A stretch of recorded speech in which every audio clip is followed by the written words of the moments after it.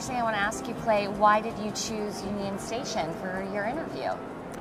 Well, I feel comfortable here. I helped save the building from demolition in the 90s when the establishment was talking about tearing it down. And I still feel it needs to be more public transportation needs to be integrated in the building to serve its highest and best reuse. And I have a plan for that I'm going to be, a petition for that actually, I'm going to be submitting Thursday. Wow, tell me about the petition. Well, the petition represents a green transit system, modern, quick, clean, and quiet, that's going to tie the whole city together. Poor people can get from jobs from where they live in the east side to the airport. The people in the Northland can get to downtown, and it's going to make the city more livable, save people on transportation costs, help the environment, and we need such a system. That's what cities that are growing and prospering have, these progressive transit systems to help people with their mobility. So that's the one thing that's missing in this city, a piece of infrastructure that's missing, and this plan's going to address that. And will it be focused on light rail? No, not necessarily. It'll have, actually it's going to have rapid streetcars running in their own right-of-way but going much faster. It's going to have a big electric bus system. So it's all electrified. There's no fossil fuel buses anymore. So it's quiet, clean, and quick. It's going to have the latest state-of-the-art technology. It's going to be, I think it's going to be the most beautiful, efficient transit system in the United States. And it's going to boost ridership from 7% now on the buses to maybe 30 to 40%. How do you envision the funding mechanism for that? The funding, we're going to ask the voters to repurpose one of the existing ATA bus sales taxes. Wipe out that bus system and build this new transit system. So we're going to try to do it with a minimal tax increase, more of a repurposing of existing taxes. So we're sitting near one of the streetcar stops, and one thing I've been asking all the candidates about is your thoughts on the extensions planned right now for the streetcar, both to the riverfront and down Main Street, and if elected as mayor, where you would stand on those extensions and what you would do to either ensure they happen or to stop them. Well, voters need to understand there's a lot of confusion with the streetcar. The streetcar is good for downtown. It stops often, it goes real slow, but there's a lot of stops to make, a lot of attractions and destinations. So it needs to be confined to downtown and perhaps Berkeley Riverfront Park, but not expanded south. It's too slow, it's too obsolete. It runs in traffic, it has overhead wires. My plan calls for a more rapid rail system going from Union Station out to the stadiums, out to the plaza, the zoo, so people can get around the city quickly, tie into the fast electric bus system. See? So we don't want to invest any more money on the streetcar and expanding it, because it's not going to get you anywhere quick. People are going to ride it to go to the airport, are they? They're not going to take the streetcar to go to the airport. We need a rapid system that serves ties the city together, helps people move around the city on a quick, rapid and green, quiet transit system. That's what I'm proposing. So confine the streetcar to downtown and out to Berkeley, but not go south with it, because then we're using the wrong mode of transit, and we need a faster system than that.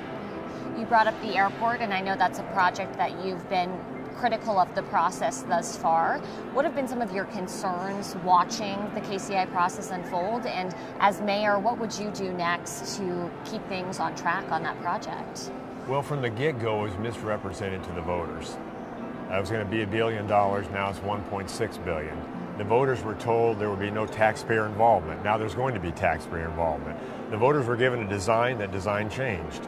So it seems to me like we need to revisit this issue with the new mayor and council, and to put the actual plan that it's actually going to be, the actual cost of it, the design of it, who's going to be responsible for the bonds on the ballot, and let the voters vote on a real honest new airport plan. And at the same time, I support a renovation of KCI plan. It's called Walt 30. It's going to be far less expensive. It's going to maintain the convenience of our airport, where the planes come to you and you don't walk to the planes.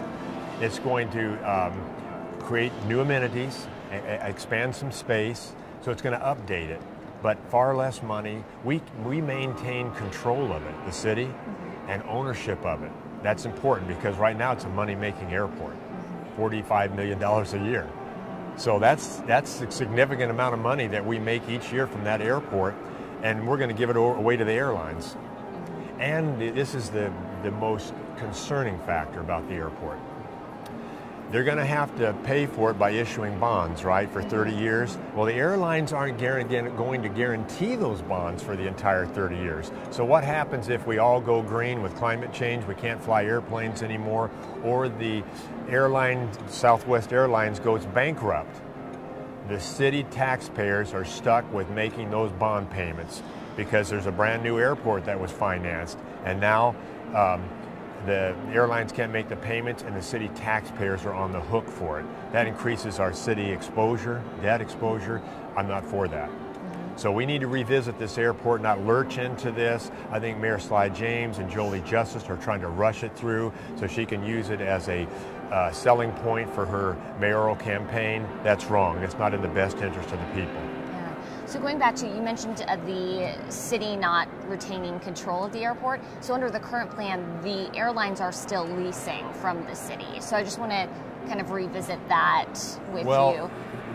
But how much control can you have when they are financing it all and calling the shots, see? So we maintain somewhat of control because it's in our city limits, and that means we're responsible for the bonds if the airlines default. That would be catastrophic, could send us into bankruptcy. So infrastructure is a huge thing everyone's talking about, especially the potholes on the roads right now in Kansas City that are pretty hard to miss. If you're elected mayor, what would be your top infrastructure priorities in the city? Well, number one, the infrastructure focus should be on the issues that people care about. You know, repairing and maintaining our streets, number one. Making the city safer, getting the violent crime down. We are the fifth most dangerous city in the United States right now. And that is not going to grow and prosper our city. It's not going to attract people to live here. We have tourists that want to come here, but they get out of Dodge at sundown, and then we can't attract new people to live here. No thinking parent, and I'm a parent with 2 daughters, is going to move their family to this city with this high crime, poor infrastructure, unaccredited schools, and a city that is spending all its money on glitz. We've got all these projects that we have used taxpayer money on, the streetcar, novelty streetcar, the downtown convention hotel, the downtown entertainment district, the downtown arena, the luxury condos downtown, now a new airport. Where is that? Why isn't that taxpayer money being used for its intended purpose? Improving libraries, infrastructure, schools. It's been diverted to promote economic development, make the wealthy developers wealthier. That's a misappropriation of that money. It's misplaced priorities, and that's why our city's messed up. And what would be some of the early steps that you would take on the violence issue in Kansas City, which is at the forefront, I think, of everyone's mind right now? Absolutely. We have to at least take immediate action. No more committees, task forces, convening summits. We need to take concrete action immediately. I propose shutting down the Economic Development Council and the TIF Commission. That costs us about $10 to $15 million a year for those salaries. Use the city council committees to do that work. We don't need that middleman. Take that savings and immediately hire over 100 plus community police officers and put them on patrol, on bicycle in the most crime-prone, poor areas of our city. That is a signal we're serious about fighting crime. We're not going to tolerate this anymore. It's devastating to the black community, the black families, and black youths that are killing black youths. So we have to do that immediately. And these community police officers, they establish rapport with residents, business leaders, local church leaders, neighborhood leaders, and then they're a repository for getting tips on how to solve these crimes. We have half of our murders now that are unsolved. So these murderers are out on the street still because people aren't forthcoming and giving the police information. If you have community police officers on the ground, on the streets, they're more likely to establish relationships that will enable people to feel comfortable giving them a tip on crime. That's the first thing. The second thing, we've got to implement crime prevention program. We have to get to our youth early on through the school system. And when we have youth that are exhibiting violent tendencies, rebellious behavior, we need to identify them in the schools and put them in an after-school program where they get a good, nutritious meal, counseling, help with their homework, and just somebody caring about them. So we can try to steer them away from the life of drugs, crime, and gangs and to an alternative lifestyle. And in those same schools, when they get into high school, a lot of them don't want to go on to college. They don't care about college. So starting in 11th grade, the high schools offer a new trades program. Machinists, car mechanics, construction trades. So when they get out of high school, they've got a skill where they can make money and earn a decent living and be a productive citizen. So we got to start programs like that. I call this the Rescue the Youth program. So we've got to take a comprehensive look to how to make the city safer, reduce the homicides, and make sure that young people have an alternative. Hope for a different kind of life than what they're falling into. You know, and you mentioned as part of that plan, it would be shutting down the TIF Commission and the EDC. Why, or, you know, you've been pretty critical of the use of incentives in this city. What are your concerns and what would you do as mayor on the issue of incentives? First of all, you make the city so attractive that people want to come in and build and open up their factories without any TIF, any tax breaks. That's the first thing you do. And the other thing for people to realize is this country from 19 to 1980 was built up, the entire country, and nobody ever heard of a tax break. All of a sudden now you've got to give tax breaks to these wealthy developers, further line their pockets to get them to do anything. That's the scam, see? If we call their bluff around the country and say we're not going to give you any more tax breaks, the people can't afford that. We need that tax money for the schools, libraries, and infrastructure. They're still going to build, trust me. They just won't make as much money. So that's the attitude I'm going to have. If they come knocking on my door for tax breaks, I'm going to tell them to hit the door. Closely tied to incentives is the issue of affordable housing. What would be your plan as mayor to ensure that people in the city do have affordable housing? Well, the first thing people have to understand is that the local government, the mayor can't do everything, okay? We have HUD, the federal HUD program to provide affordable housing, but there's some things we can do, encourage some innovative thinking. I was thinking about that yesterday. Number one, we have a lot of broken down homes around the city, okay, that need to be torn down. We need to tear those down, clean up the lot, and work with Habitat for Humanity. We'll give you the lot, we'll give you the utility connections. You come in with your volunteers and build some small houses, small duplexes on our lots that people can afford. That's one solution. Number two, a lot of our unused school buildings and so on, we need to work with developers to create affordable apartment units in those school buildings. So we already have the infrastructure there, but it's not bringing any taxes, right? We get it filled up with residents, tenants, we've got taxes coming in, tax revenue coming in. So we have to be creative in how we encourage affordable housing, but absolutely do not raise people's taxes and create a fund from a tax increase for affordable housing. I'm totally against that. It has to be driven by the free marketplace and creative thinking. So you have not been a fan of what you've seen so far on City Council in terms of their efforts on affordable housing?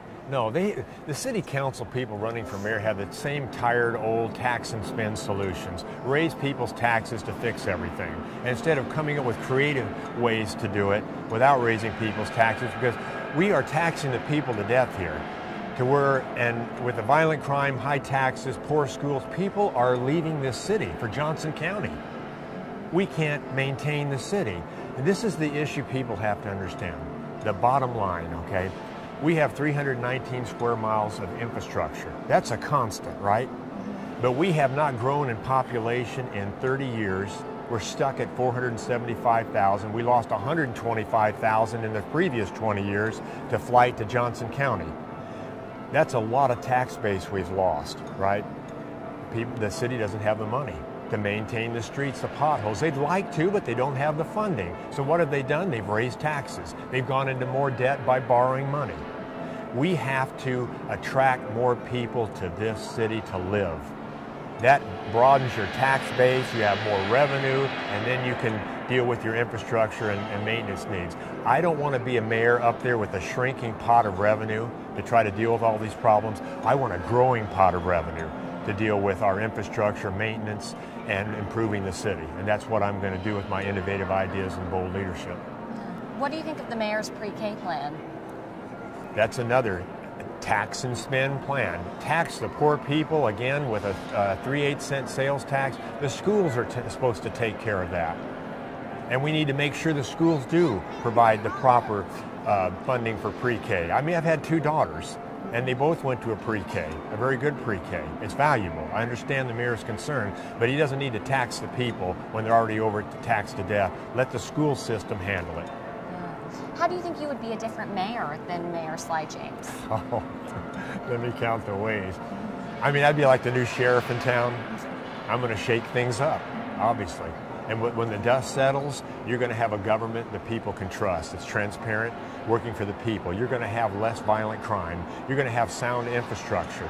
You're going to have a city that's growing in population, jobs, and economic development at warp speed. Well, maybe not warp speed, but fast. Okay, fast.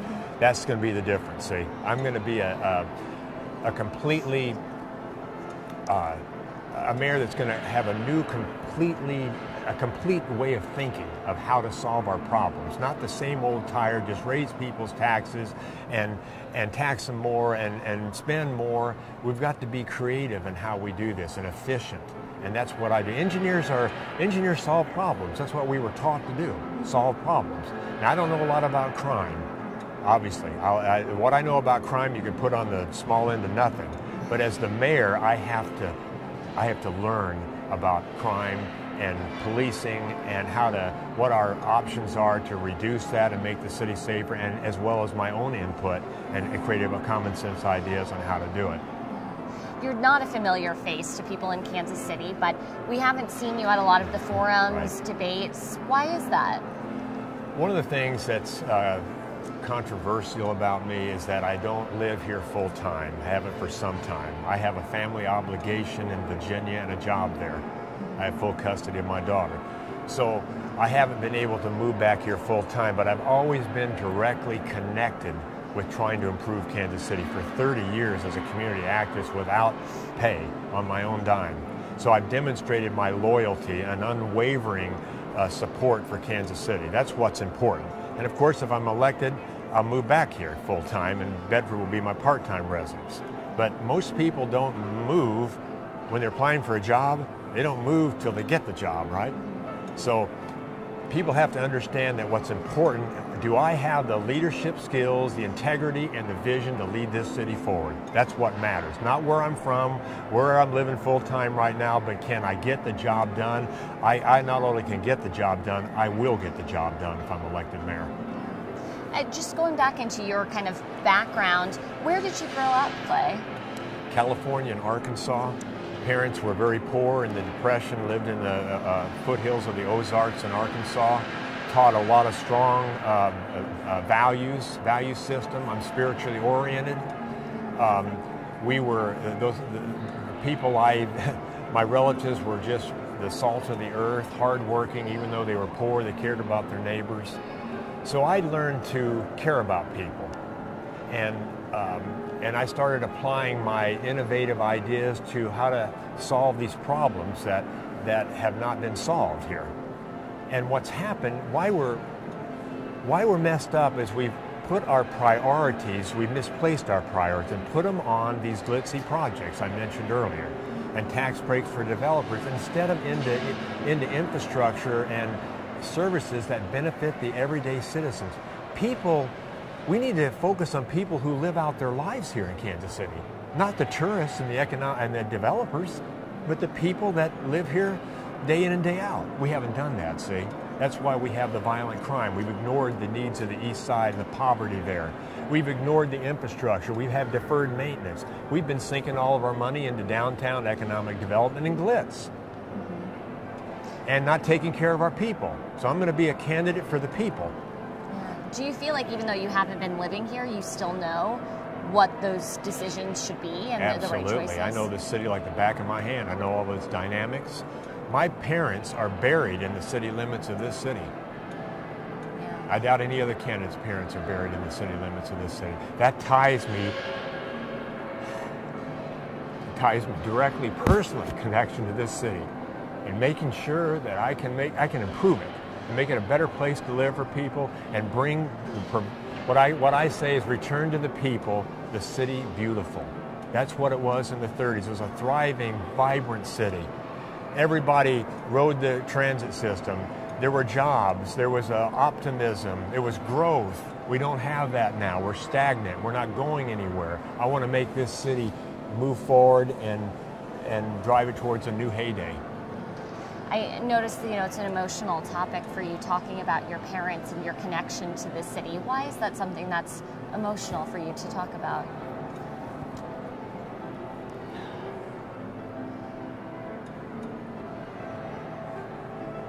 I guess there's no more ultimate connection to a place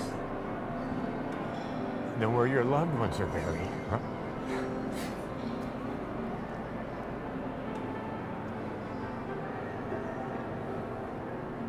That's the truth. There's some people who wonder, you've been involved in Kansas City for so long, why, you keep coming back and why you keep running and doing this. Why are you running for mayor? Some of us have an inherent duty. If we feel like we've been blessed, those who much is given, much is expected, and we have an insight in how to make things better, we have an obligation to come forward, to keep trying to do that. And we don't have to be successful. Abraham Lincoln said, I just need to shine all the light that I have. And that's the way I feel.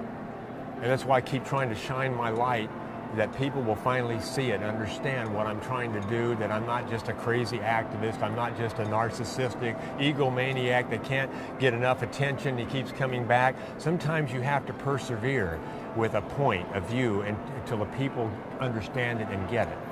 And I'm hampered by some of the media in the city that doesn't like me, and they're liberally oriented, a liberal agenda, and I'm a conservative. I buck the establishment, the status quo. They don't like that.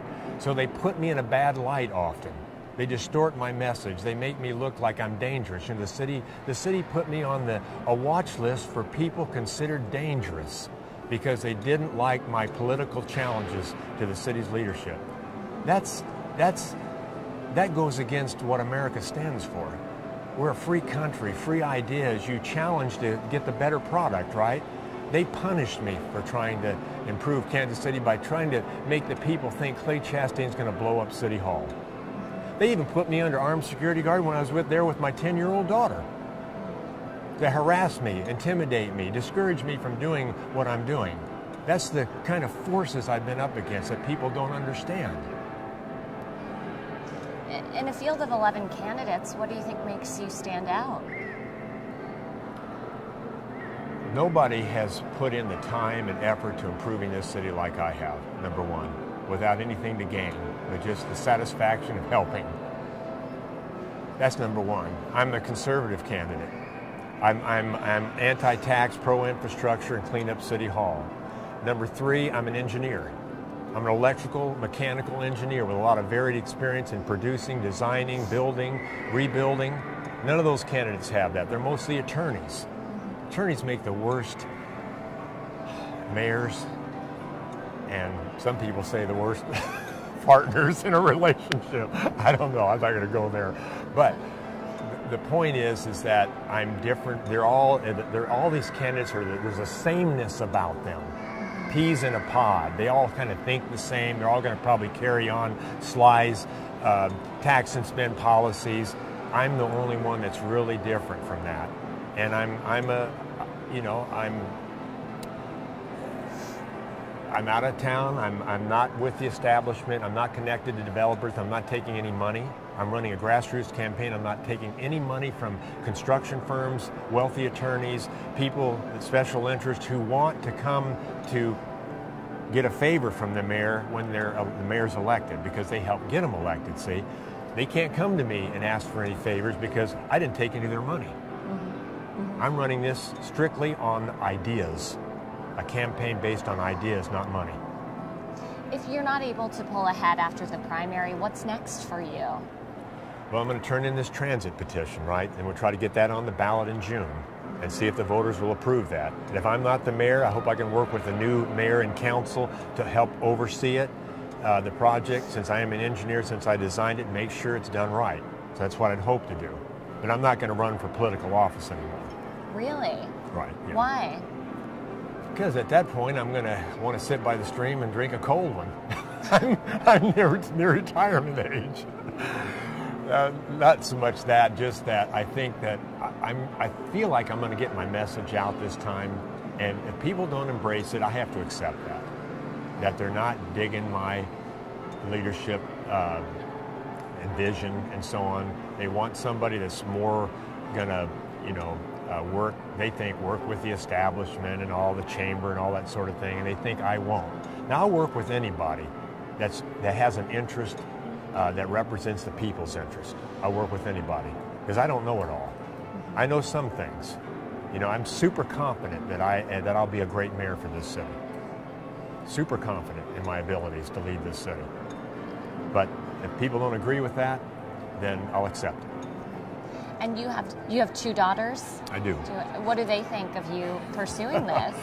Well, my youngest daughter just wished me the best when I left and said, "Go get them, Daddy." Yeah, she understands what I'm trying to do. I'm trying to protect the environment too, this green transit system, and she's all pro-environment, and she wants me to stand up for what's right.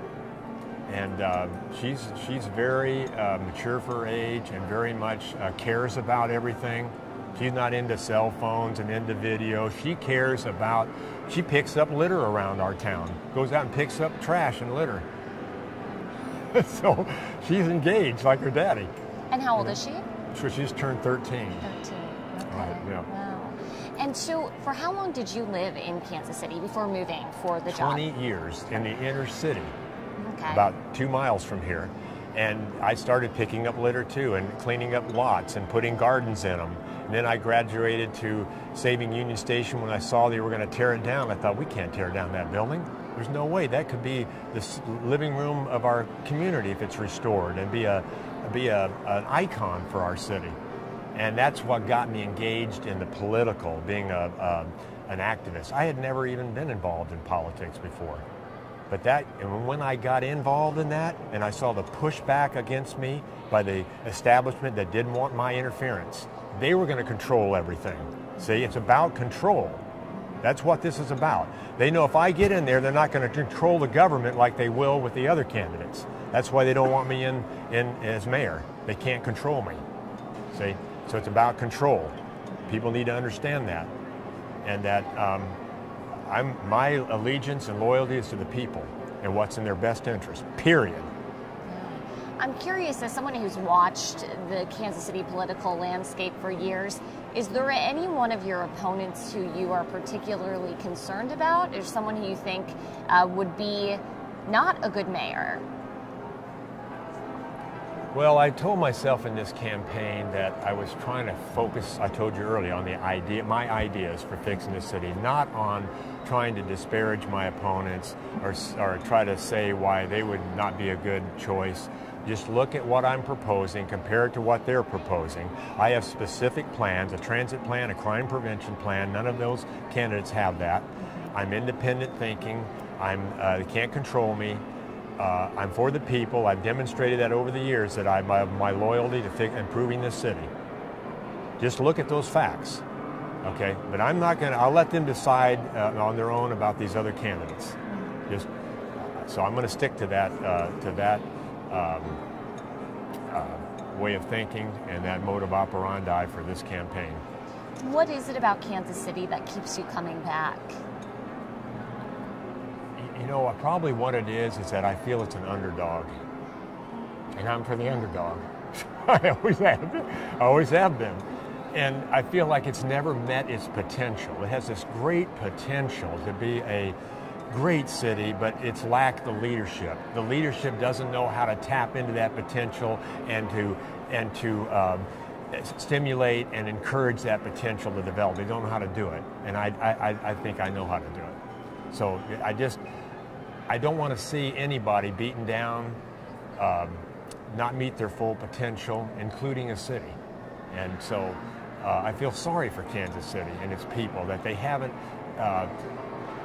experienced more prosperity, a better quality of life when they could if they had the right leaders. Is there anything I didn't ask you at this point that you wanted to add?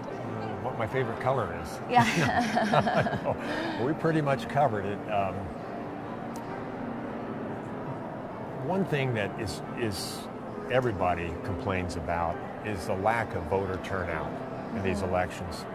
For instance, Mayor Sly James, the airport, some of these things were approved by 15% of the people turning, or a percentage of 15% of the people turning out. See, we don't hear from the other 80% of the people that are voters in this city.